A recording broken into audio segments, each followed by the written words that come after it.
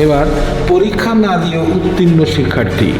রংপুরের বেগম রোকেয়া বিশ্ববিদ্যালয়ে পরীক্ষা না দিয়েও এক শিক্ষার্থীকে উত্তীর্ণ করার অভিযোগে সংশ্লিষ্ট শিক্ষককে প্রশাসনিক পদ থেকে অব্যাহতি দেওয়া হয়েছে।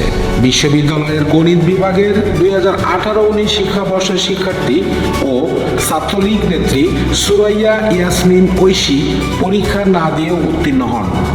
এই ঘটনায় অভিযুক্ত শিক্ষক অধ্যাপক ডক্টর মোহাম্মদ রুহুল আমিনকে অর্থ ও হিসাব দপ্তরের পরিচালক পদ থেকে অব্যাহতি দেওয়া হয়েছে। বিশ্ববিদ্যালয় প্রশাসন এক বিজ্ঞপ্তিতে জানিয়েছে, অধ্যাপক রুহুল আমিনকে অর্থ ও হিসাব দপ্তরের পরিচালক পদ থেকে অব্যাহতি দিয়ে পরিসংখ্যান বিভাগের অধ্যাপক মোহাম্মদ শাহজামানকে ওই পদে নিয়োগ দেওয়া হয়েছে। একই সঙ্গে অধ্যাপক রুহুল আমিনকে আসন্ন ঢাকা বিশ্ববিদ্যালয়ের ভর্তি পরীক্ষায় বেগম রোকেয়া বিশ্ববিদ্যালয় ক্যাম্পাস কেন্দ্রে এ ইউনিটের সমন্বয়কের দায়িত্ব থেকেও অব্যাহতি দেওয়া হয়েছে। উল্লেখ্য, সুরাইয়া ইয়াসমিন ঐশী বিশ্ববিদ্যালয়ের ছাত্রলীগের সাংগঠনিক সম্পাদক। পরীক্ষা না দিয়েও তার উত্তীর্ণ হওয়ার বিষয়টি বিভিন্ন গণমাধ্যমে প্রকাশিত হলে বিশ্ববিদ্যালয় প্রশাসন এই পদক্ষেপ নেয়।